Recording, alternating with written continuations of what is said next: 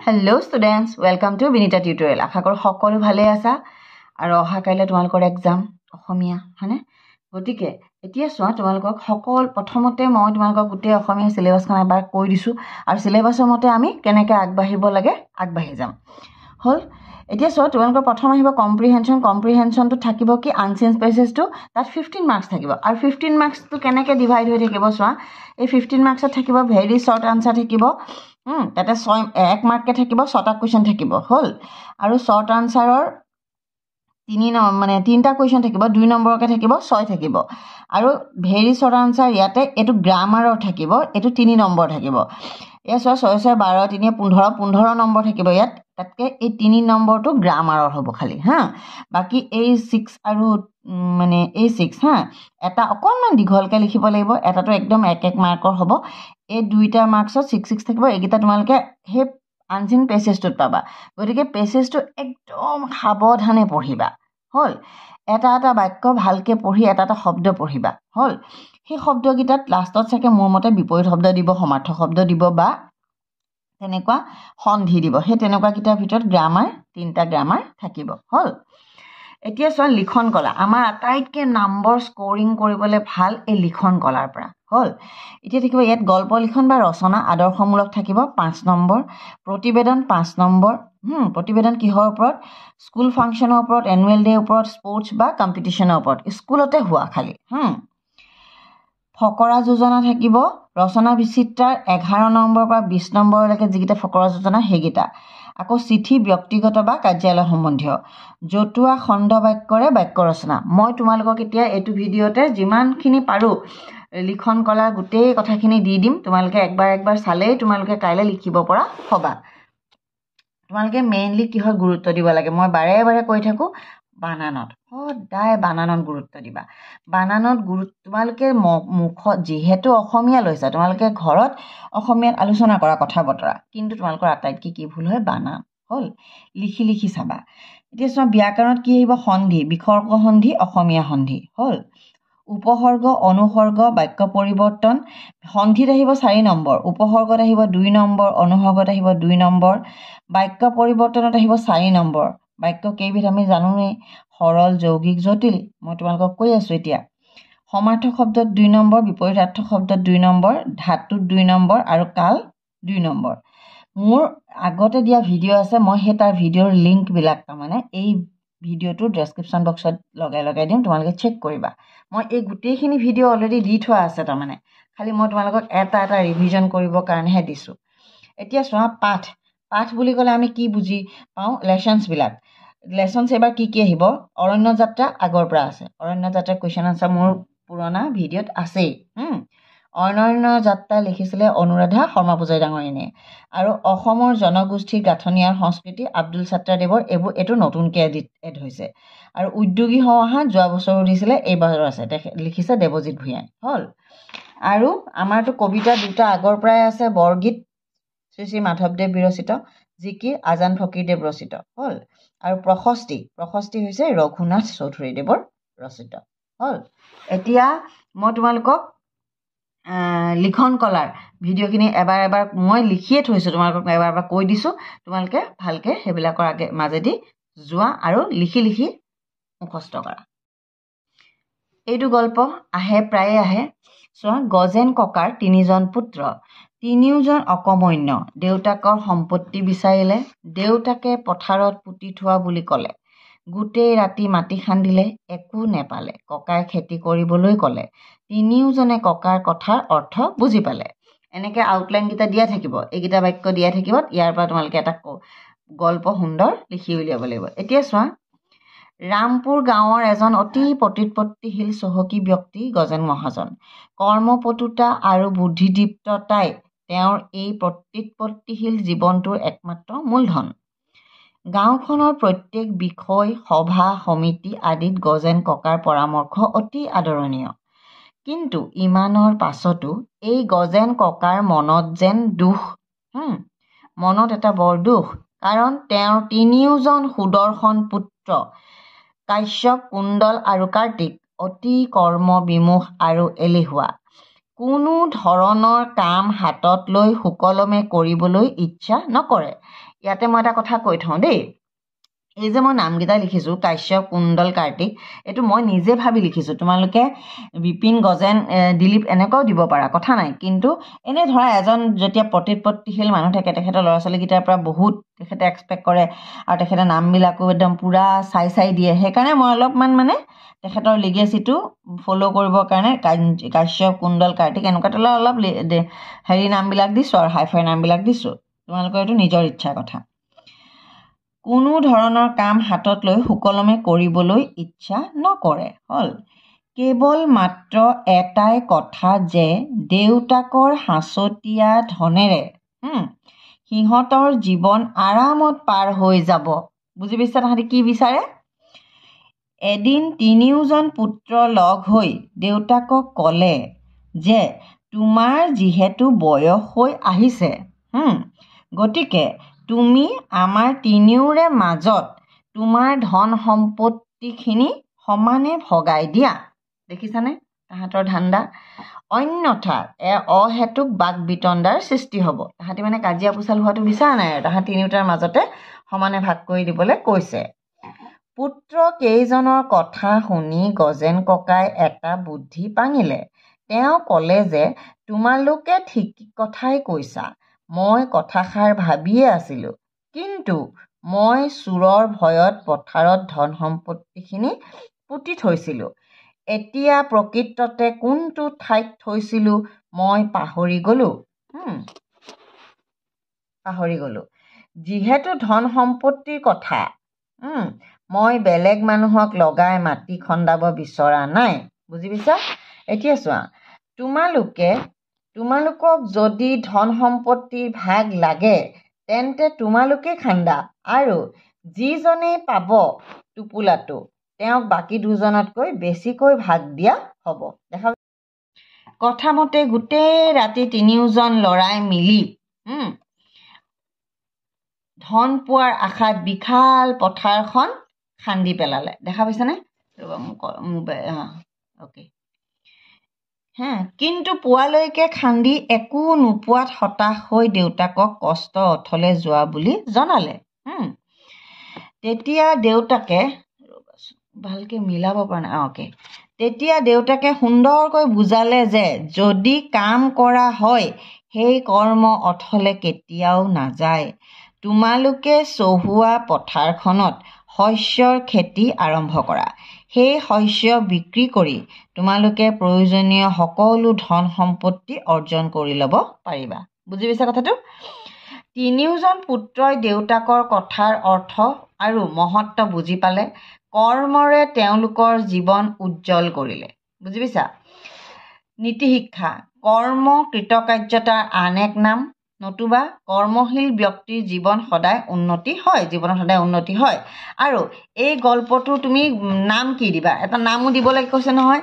নামটো কি দিবা কোৱাচোন? গজেন ককাৰ তিনিজন পুত্ৰই যে কষ্ট কৰিলে, তেতিয়া কি কৰিবা? কৰ্ম উন্নতিৰ উন্নতিৰ আন এক নাম হৈছে কৰ্ম, সেইটোও দিব পাৰা। কি দিলে ভাল হয় তোমালোকে কোৱাচোন ভালকৈ? বা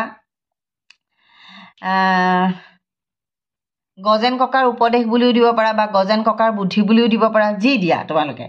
এটা গল্পটো লিখিব লাগিব, গল্পটোৰ নাম দিব লাগিব আৰু নীতি শিক্ষা লিখিব লাগিব। বুজি পাইছা?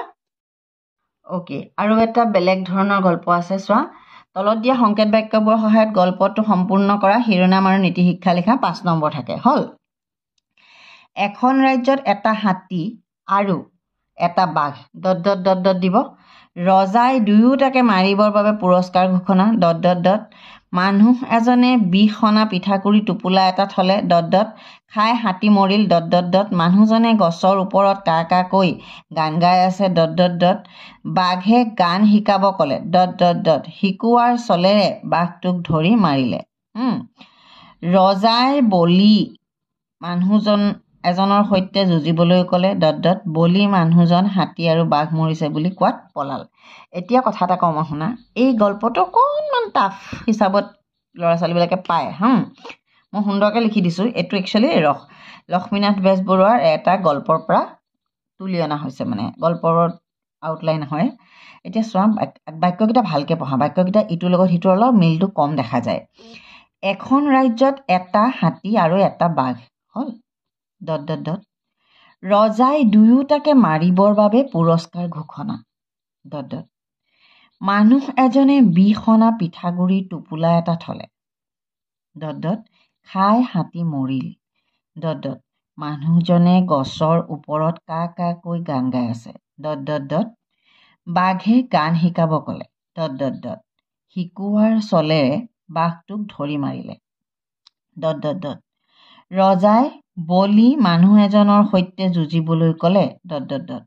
বলি মানুহজন হাতী আৰু বাঘ মাৰিছে বুলি কোৱাত পলাল। হ'ল। এইকেইটাত মই দুবাৰ পঢ়ি দিলোঁ। কি কাৰণে? তোমালোকৰ উজু হ'বৰ কাৰণে। এতিয়া চোৱা, এই গল্পটোৰ নামটো তোমালোকে পিছত দিবা। মইতো বুদ্ধিবল বুলি দি থৈছোঁ। তোমালোকে গোটেই গল্পটো যেতিয়া মই লিখি দিম, তাৰ পৰা তোমালোকে কি বুজি পালা তাৰ পৰা দিব পাৰা। এখন ৰাজ্যত এটা ডাঙৰ হাতী আৰু এটা বাঘ আছিল।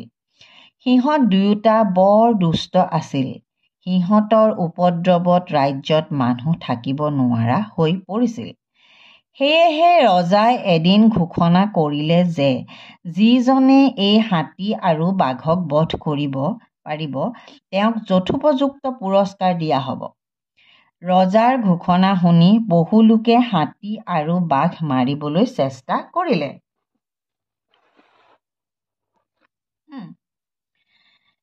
কিন্তু সকলোৰে চেষ্টা বিফল হ'ল। হঠাৎ এদিন এজন মানুহে মনৰ দুখত মৰিবলৈ বুলি ওলাইছিল। তেওঁ লগত 20 অনা পিঠাগুড়িৰ টোপোলা এটা লৈছিল। সেই বিৰহী ব্যক্তিজন বিশেষ টোপোলাটো লৈ উপদ্ৰৱী হাতী আৰু বাঘ থকা ৰাজ্যৰ বাটেদিয়েই গৈছিল। কেনি গৈছিল? সেই ৰাজ্যখনৰ ৰাস্তাইদি বা বাটেদি। কিন্তু তেওঁৰ বাটতে পানী পিয়াহ লগাত পানী খাবলৈ নদী এখনলৈ গ'ল। যাওঁতে তেওঁ 20 অনা পিঠাগুড়িৰ টোপোলাটো গছ এজোপাৰ তলতে থৈ গ'ল। তেনেতে দুষ্ট হাতীটো সেই ঠাইত উপস্থিত হৈ 20 অনা পিঠাগুড়ি খাই মৰি থাকিল। বুজি পালা? হাতী মৰাৰ খবৰ ৰজাৰ কাণত পৰিলগৈ।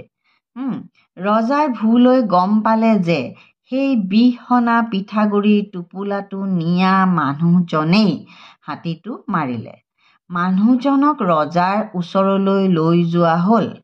ৰজাই মানুহজনক হাতীটো কেনেকৈ মাৰিলে সুধিলত মানুহজনে বীৰদৰ্পে উত্তৰ দিলে যে মই এটা ভুকুতে হাতীটো মাৰি পেলালোঁ। ৰজাই কথা শুনি অতি আনন্দিত হ'ল। তেওঁ অনেক ধন সোণ দি পুৰস্কৃত কৰিলে আৰু দুষ্ট বাঘটো মৰাৰ দায়িত্বও অৰ্পণ কৰিলে। মানুহজনেও বাঘটো মাৰিব পাৰিব বুলি শলাগ ল'লে। ৰজাৰ কাষৰ পৰা আঁতৰি আহি ঘৰত বাঘটো কেনেকৈ মাৰিব পাৰি সেই কথা তেওঁ চিন্তা কৰিবলৈ ধৰিলে। বাঘটো মাৰিবলৈ তেওঁ এদিন এমুঠা ৰছী আৰু এটা ঢেঁকীথোৰা লগত লৈ হাবিলৈ বুলি যাত্ৰা কৰিলে। হাবিত গৈ তেওঁ এজোপা ডাঙৰ গছত উঠি কা কা কৈ গান গাবলৈ আৰম্ভ কৰিলে। সেই গছজোপাত চৰাইবোৰ পৰি কোহাল কৰি আছিল, মানে হুলস্থুল কৰি থাকে যে, চৰাইৰ মাতবিলাক কেনেকুৱা আৰু তেনেকুৱা। সেই সময়তে বাঘটো সেইফালে আহি আছিল আৰু সেই মানুহজনৰ গান শুনি মানুহটোক সুধিলে যে তেওঁ কি কৰি আছে। মানুহজনে চৰাইবোৰক গান শিকাই থকা বুলি ক'লে। তাকে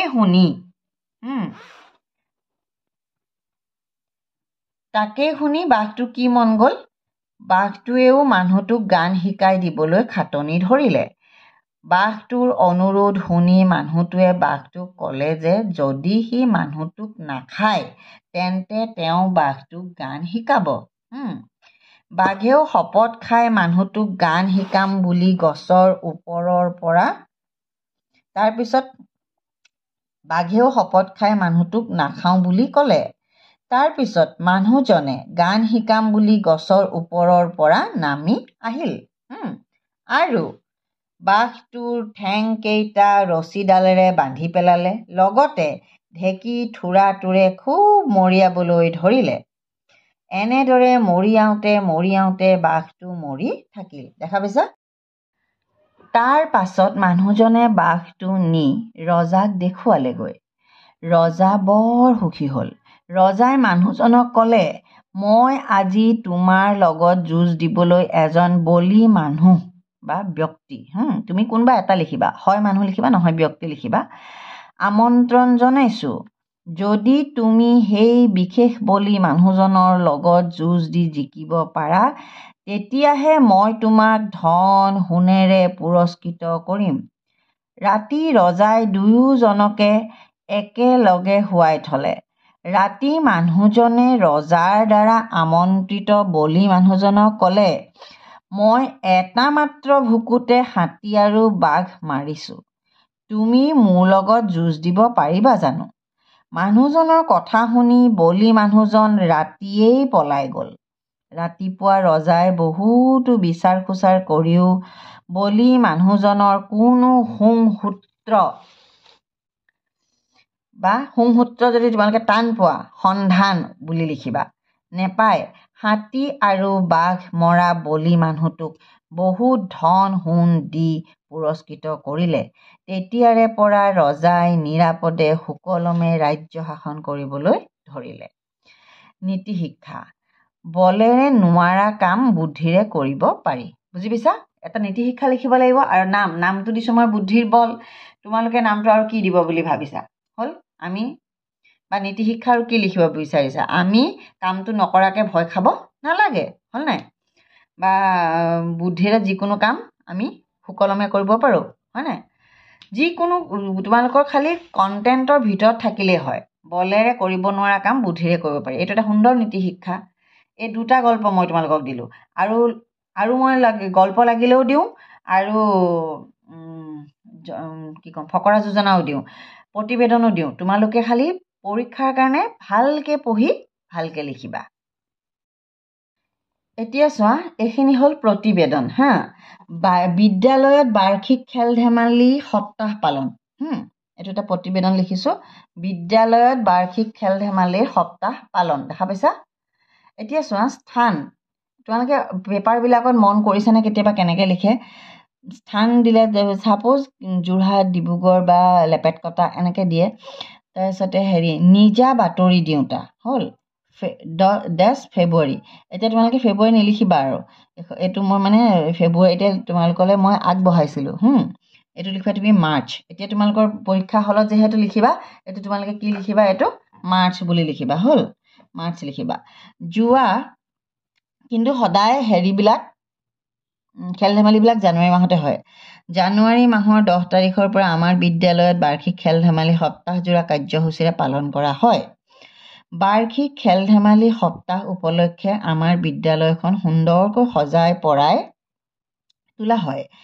স্থানীয় অৱসৰপ্ৰাপ্ত খেলুৱৈ শ্ৰীযুত দেৱে, মানে নামটো লিখিব নালাগে, কিয় সেই খেলুৱৈজন কোনডোখৰ জেগাৰ হ'লে তোমালোকে ক'ৰ পৰা লিখি আছা গম পোৱা যায় যে, সেইকাৰণে দেৱে আমাৰ বিদ্যালয়ৰ খেল সপ্তাহৰ শুভ উদ্বোধন কৰে। খেল ধেমালিয়ে ছাত্ৰ জীৱনত কিদৰে প্ৰভাৱ পেলায়, খেল ধেমালিৰ প্ৰয়োজনীয়তা আদিৰ বিষয়ে তেখেতে সুন্দৰ বক্তৃতা প্ৰদান কৰে। বিভিন্ন খেল ধেমালিত ছাত্ৰ ছাত্ৰীসকলে অংশগ্ৰহণ কৰে। শেষৰ দিনা সাংস্কৃতিক অনুষ্ঠান আৰু বঁটা বিতৰণী, বঁটাটোত চন্দ্ৰবিন্দু থাকি গৈছে, বিতৰণী সভা অনুষ্ঠিত হয়। দেখা পাইছা? একদম সৰু প্ৰতিবেদন। এইকণ লিখিলে তোমালোকে 5 নম্বৰ পাবা। এইকণ চোৱা, একদম সৰু প্ৰতিবেদন। বুজি পাইছা? এইকণ লিখিলে তোমালোকে 5 নম্বৰ পাবা। বাৰ্ষিক খেল ধেমালি, বিদ্যালয়ত বাৰ্ষিক খেল ধেমালি সপ্তাহ পালন, এইখন খুবকৈ আহে কিন্তু দেই। আৰু প্ৰতিবেদন কি আহে চোৱা, বিশ্ব পৰিৱেশ দিৱস পালন আহে, এখন 2023 আহিছে।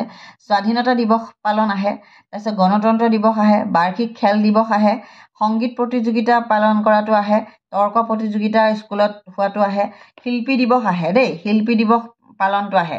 17 জানুৱাৰীত শিল্পী দিৱস, এই তাৰিখটো লিখিব নাপাহৰিবা। শিল্পী দিৱস যদি লিখে, শিল্পী দিৱসত ৰূপকোঁৱৰ জ্যোতিপ্ৰসাদ আগৰৱালাদেৱৰ মৃত্যু তিথি। জ্যোতি সংগীত পৰিৱেশন হয় সেইদিনাখন, সেইটো মনত ৰাখিবা। তাৰপিছতে ৰাভা দিৱস, 20 জুনত হৈছে ৰাভা দিৱস। কলাগুৰু বিষ্ণুপ্ৰসাদ ৰাভাৰ মৃত্যুবাৰ্ষিকী হয় সেইদিনাখন, ৰাভা সংগীত পৰিৱেশন কৰা হয়। আৰু সুধাকণ্ঠ ডক্টৰ ভূপেন হাজৰিকাদেৱৰ মৃত্যুতিথি হৈছে 5 নৱেম্বৰ।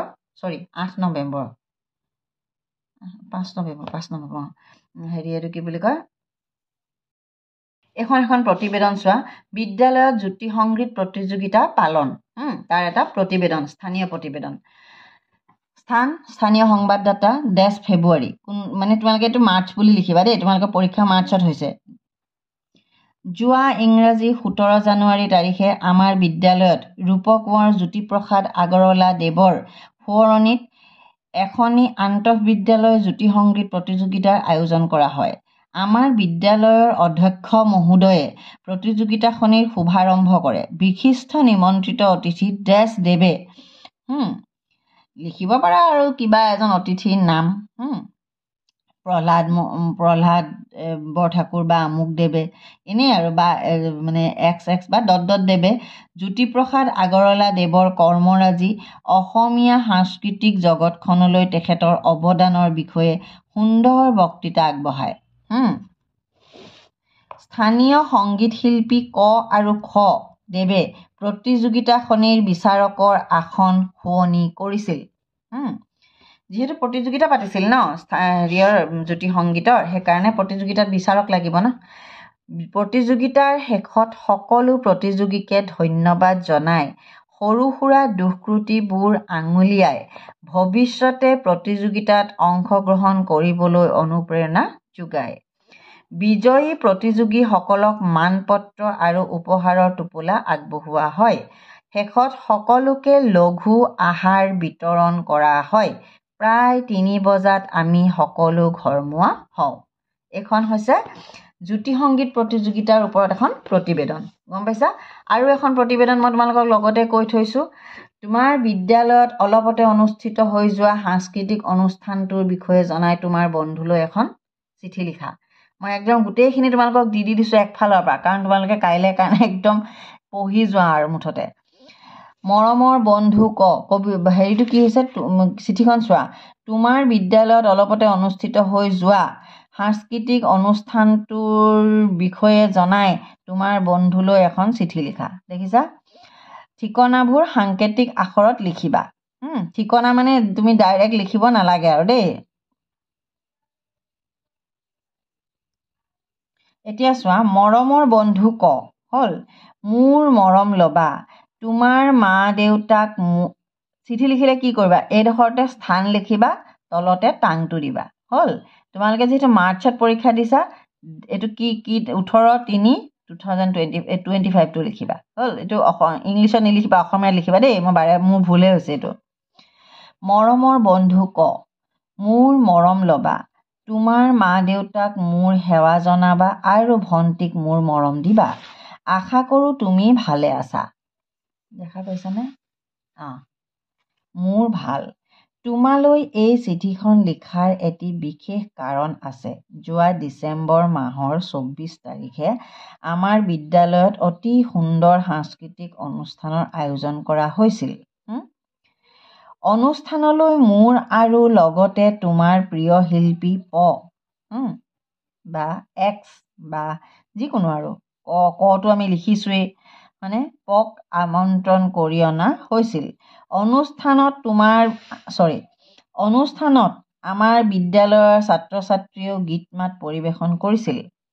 তুমি থকা হ'লে আৰু ভাল লাগিল হয়। শেষত মোৰ মৰম জনাই আজিলৈ সামৰিছোঁ। ইতি বন্ধু খ। হ'ল, এইটো লিখিবা, ইতি বন্ধু খটো লিখিবা। প্ৰতি এইফালে এড্ৰেছটো লিখিব নাপাহৰিবা। এনেকৈ এটা বক্স বনাবা, বক্স বনাই প্ৰতি মাৰফত মানে কেয়াৰ অফ, কালে যাব দেশ গাঁও অসম। হ'ল, মানে অসমৰ এখন গাঁও লাগিব, তাৰপিছত এখন আমাৰ ৰাজ্যখনৰ নাম, সেইটো গাঁওখনৰ এড্ৰেছ। মাৰফত মানে কেয়াৰ অফ, কেয়াৰ অফ কালে যাব, দেউতাকৰ এড্ৰেছটো দিব লাগিব, বুলি লিখিছা। তোমালোকে এইটো কথা মন কৰিবা, চিঠি এখন লিখিলে এই যে মৰমৰ বন্ধু স্থান, হ'ল তাৰপিছত এই বক্সটো প্ৰতি ক এই যে এড্ৰেছটো তাৰপিছত এই ইটি এইবিলাকতো নম্বৰ থাকে এই ওপৰে তলে এইখিনিত ইয়াত গোটেইখিনিত 1 আৰু ইয়াত 1 মাজত 3 হা তেনেকৈ 5 নম্বৰটো পোৱা তোমালোকে আৰু মানে কি এই যে মৰম ল'বা সেৱা জনাবা এইখিনি লিখিবা এইখিনি একদম নাপাহৰিবা যেনেকুৱা ধৰণে চিঠি নহওক যদি তোমালোকৰ বন্ধু হয় তেতিয়াহ'লে মৰম ল'বা বুলি লিখিবা মা দেউতা হ'লে অলপ সেৱা জনাবা হয়নে তাৰপিছত এই ভিতৰৰখিনি কি লিখিবা এইখন চিঠি আহিলেতো এয়াই লিখিবা বাকী অলপ হ'লেও সাজি লিখিব চেষ্টা কৰিবা কুৱেশ্যন এৰি থৈ নাহিবা মই তোমালোকক বাৰে বাৰে এটা কথা কৈছোঁ কুৱেশ্যন নেৰিবা আৰু বানান শুদ্ধ কৰিব চেষ্টা কৰিবা অ'কে আৰু এখন চিঠি চোৱা তোমাৰ পৰীক্ষাৰ খবৰ জনাই তোমাৰ পৰীক্ষাৰ প্ৰস্তুতি সম্পৰ্কে জনাই তোমাৰ দেউতালৈ এখন চিঠি লিখা চিঠিত তোমাৰ নাম আৰু ঠিকনা সাংকেতিক আখৰত লিখিবা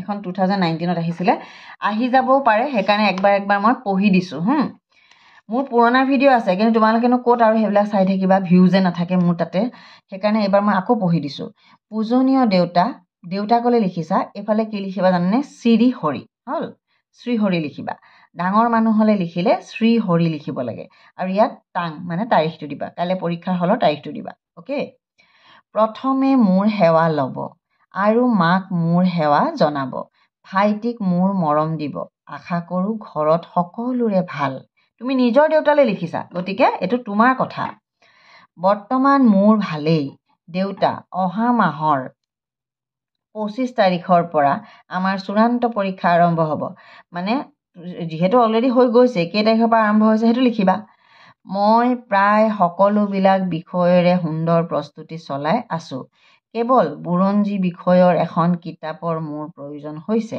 বাকী সকলো বিষয় মই তন্নকৈ পঢ়িবলৈ চেষ্টা কৰিছোঁ আশা কৰোঁ আপোনালোকৰ আশীৰ্বাদত মই পৰীক্ষাত সুফল পাবলৈ সক্ষম হ'ম শেষত সকলোলৈ সেৱা আৰু মৰম যাচি আজিলৈ ইমানতে সামৰিছোঁ একদম সুন্দৰ এখন চিঠি মই একো টান শব্দ নিলিখোৱে ল'ৰা ছোৱালীবিলাকে বৰ টান পায় মুখস্থ কৰিব লাগে বানান ভুল কৰে সেইকাৰণে একদম সহজ সৰলকৈ দিছোঁ হ'ল প্ৰতি ক তোমালোকে অসমীয়া চিঠি লিখিলেই লিখিব লাগিব প্ৰতি ক গাঁও এনেকৈ লিখিবা নগৰ এনেকৈ লিখিবা অসম যিহেতু সাংকেতিক লিখিব কৈছে তুমি একো গাঁৱৰ নাম নগৰৰ নাম নিলিখিবা হ'ল আৰু লাষ্টত এফালে আপোনাৰ ইটিত আপোনাৰ হয় যি নহয় পুত্ৰ দি পেলাই দি থৈ দিবা হ'ল বুজি পাইছা দিবা হ'ল এইটোতো একদম ইজি এখন চিঠি মই দেখালোঁ আৰু এখন চিঠি মই একদম ইজি দেখাই দিছোঁ চোৱা তুমি ভাল পোৱা কিতাপ এখনৰ বিষয়ে জনাই তোমাৰ বন্ধুলৈ এখন চিঠি লিখা চিঠিত তোমাৰ নাম আৰু ঠিকনা সাংকেতিক আখৰত লিখিবা এইখন আহিছে 2020 তোমালোকে ভাবিছা নহয় মেডামে চাগে কিনো বকি আছে এইখিনি আহিব তাৰমানে এইখিনিত একদম উজু মাৰ্কছ এইখিনি লিখিলে তাৰমানে তোমালোকে একদম সাধাৰণ কথা আৰু এইখিনি তাকে অকণমান সজাই পৰাই লিখি দিব লাগে সেইকাৰণে এৰি থৈ নাহিবা এই লিখন কলাৰ পোষ্ট 25 নাম্বাৰটো মানে বহুত ইজি পাবলৈ মৰমৰ বন্ধু ক স্থান টান বুজি পাইছা ইয়াতে বন্ধু থাকিলে শ্ৰী হৰি লিখিব নালাগে দেউতা মা বাইদেউ দাদা তোমাতকৈ ডাঙৰ হ'লেহে শ্ৰী হৰি লিখিবা বন্ধুলৈ হ'লে স্থান লিখিবা টাং লিখিবা বুজি পাইছা মৰম ল'বা মা দেউতাক সেৱা আৰু ভাইটিক মৰম দিবা আশা কৰোঁ তোমালোক সকলোৰে ভাল জানানে ক মই যোৱা 2 দিন ধৰি এখন বৰ সুন্দৰ কিতাপ পঢ়িলোঁ কিতাপখনৰ নাম হৈছে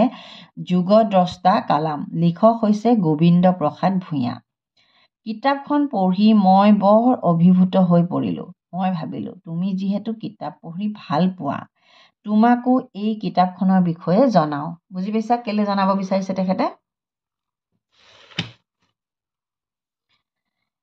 ঘৰুৱা পৰিস্থিতি টকা পইচাৰ বাধা নেওচি সৎ আৰু শুদ্ধ মনোবল থাকিলে জীৱনৰ লক্ষ্যত উপনীত হোৱাত কোনেও বাধা দিব নোৱাৰে এইটোৱেই গোটেই চিঠিখনৰ হাইলাইট পইণ্ট বুলি ক'ব পাৰি ঘৰুৱা পৰিস্থিতি টকা পইচাৰ বাধা নেওচি সৎ আৰু শুদ্ধ মনোবল থাকিলে জীৱনৰ লক্ষ্যত উপনীত হোৱাত কোনেও বাধা দিব নোৱাৰে কিতাপখন পঢ়ি পোৱা মোৰ অনুভৱ মই কিতাপখন পঢ়ি কি অনুভৱ কৰিলোঁ তুমি কিতাপখন পঢ়ি কেনে পালা জনাবা আজিলৈ ইমানে শেষত মৰমেৰে তোমাৰ বন্ধু খ আৰু এইখিনি চব লিখাৰ ওপৰত তোমাক মই কি লিখিব কৈছোঁ প্ৰতি ক মাৰ্ফত গ বা দ কিবা এটা লিখিবা এইটো গাঁও নগৰ অসম বুজি পাইছা ওকে আমি ইমান দেৰিয়ে যিখিনি চিঠি পঢ়িলোঁ সেইখিনি হৈছে আমাৰ ব্যক্তিগত চিঠি আছিলে এতিয়া এখন কাৰ্যালয় সম্বন্ধীয় চিঠি বা অফিচিয়েল চিঠি এতিয়া চোৱা তোমাৰ অঞ্চলটোৰ পথৰ পুনৰ নিৰ্মাণৰ বাবে অনুৰোধ জনাই চৰকাৰী বিভাগলৈ এখন চিঠি লিখা চিঠিত নাম ঠিকনা সাংকেতিক লিখিবা প্ৰতি কাৰ্যবাহী অভিযন্তা গড়কাপ্তানি বিভাগ পথ আমাৰ পথৰ কাৰণে লিখিম কাৰণে পথ বুলি লিখিব লাগিব যিহেতু গড়কাপ্তানি বিভাগ দুটা থাকে পথ আৰু মানে ঘৰ গৃহ গ সংমণ্ডল বুজি পাইছা টাংটো তোমালোকৰ সদায় পৰীক্ষা যিদিনাখন থাকে সেইদিনাখনৰ তাৰিখটো দিবা এতিয়া চোৱা বিষয় বাট পথৰ পুনৰ নিৰ্মাণ বা মেৰামতিৰ বাবে অনুৰোধ হ'ল মহাশয় মহাশয়া আবেদন যোগে জনাওক যে আপোনাৰ সংমণ্ডলৰ অধীনৰ ক অঞ্চলটোৰ বাট পথৰ অৱস্থা দিনক দিনে অধিক শোচনীয় হৈ পৰিছে বাটৰ মাজত ডাঙৰ ডাঙৰ গাঁতৰ সৃষ্টি হৈছে তাৰোপৰি দুয়ো কাষ দ হৈ পৰিছে এজাক সাধাৰণ বৰষুণ দিলেই যাতায়াতৰ অসুবিধা হয় ৰাষ্ট্ৰীয় ঘাইপথৰ পৰা আমাৰ অঞ্চললৈ সংযোগী পথটোত থকা দলংখন অতি দুৰ্বল হৈ পৰিছে ফলত দুৰ্ঘটনাৰ আশংকা আহি পৰিছে সেইবাবে প্ৰয়োজন অনুসৰি বাটপথ পুনৰ নিৰ্মাণ অথবা মেৰামতি কাম অতি শীঘ্ৰে হাতত লৈ অঞ্চলটোৰ ৰাইজক যাতায়াতৰ সুব্যৱস্থা কৰিবলৈ আপোনাক বিনীত অনুৰোধ জনালোঁ দেখা পাইছা এতিয়া চোৱা ইতি আপোনাৰ বিশ্বাসী ক অঞ্চলৰ গ সংমণ্ডলৰ ৰাইজৰ হৈ শ্ৰী ডেছ ডেছ ডেছ ডেছ দেখিছা এইটো ক অঞ্চলটোৰ নাম কি ক আৰু সংমণ্ডলটোৰ নাম গ অঞ্চলৰ গ সংমণ্ডলৰ ৰাইজৰ হৈ শ্ৰী ডেছ ডেছ ডেছ দেখা পাইছা এইখন হৈছে অফিচিয়েল লেটাৰ কি পথৰ মেৰামতিৰ বাবে তোমাৰ অঞ্চলটোৰ পথৰ পুনৰ নিৰ্মাণ বা মেৰামতিৰ বাবে অনুৰোধ জনাই চৰকাৰী বিভাগলৈ এখন চিঠি লিখা নতুবা আকৌ কি লিখিব পাৰা তোমালোকৰ পানী যোগানৰ কাৰণে এখন চিঠি লিখিব আহিব পাৰে কাৰ্যালয় সম্বন্ধীয় চিঠিবিলাকতো তেনেকুৱাই হয় মোৰ আৰু দীঘল নকৰোঁ ভিডিঅ'টো বহুত দীঘল হৈ গৈ আছে মই তোমালোকক ফকৰা যোজনাৰ আৰু এটা ভিডিঅ' দি আছোঁ অলপ পিছতে এইখিনি চালে তোমালোকৰ কি হ'ব লিখন কলাখিনি বহুতখিনি তোমালোকে দুটা গল্প পালা আৰু চিঠি কেইবাখনো পালা আৰু প্ৰতিবেদন পালা আৰু লগতে অফিচিয়েল লেটাৰ মানে কাৰ্যালয় সম্বন্ধীয় চিঠিখনো পালা আশা কৰোঁ ভিডিঅ'টো তোমালোকৰ ভাল লাগিছে তোমালোকৰ সহায় হ'ব কাইলৈ সুন্দৰকৈ লিখি তোমালোকে পৰীক্ষাত ভাল ফলাফল পাবলৈ সক্ষম হ'বা এটাই কাম কৰিবা অকণমান লিখি পঢ়িবা যাতে বানানকেইটা তোমালোকৰ শুদ্ধ হয় আশা কৰোঁ ভিডিঅ'টো ভাল লাগিলে ভিডিঅ'টো তোমালোকৰ সহায় হ'ব বেছি দীঘলীয়া নকৰোঁ প্লিজ যিসকলে নতুনকৈ চেনেলটো খুলিছে তেখেতে প্লিজ চেনেলটো ছাবস্ক্ৰাইব কৰি যাব আৰু যিসকলৰ হাতত ভিডিঅ'টো হঠাৎ পৰিল তেখেতৰ ঘৰত কোনো ধৰণৰ মানে সৰু সৰু ল'ৰা ছোৱালী নাই যিসকলক ওচৰে পাজৰে কোনোবা কাইলৈ বোৰ্ড এক্সাম থকা শিক্ষাৰ্থীক চিনি পায় তেখেতলৈ ভিডিঅ'টো প্লিজ শ্বেয়াৰ কৰি দিব আজিলৈ আহোঁ লগ পাম আন এটা ভিডিঅ'ত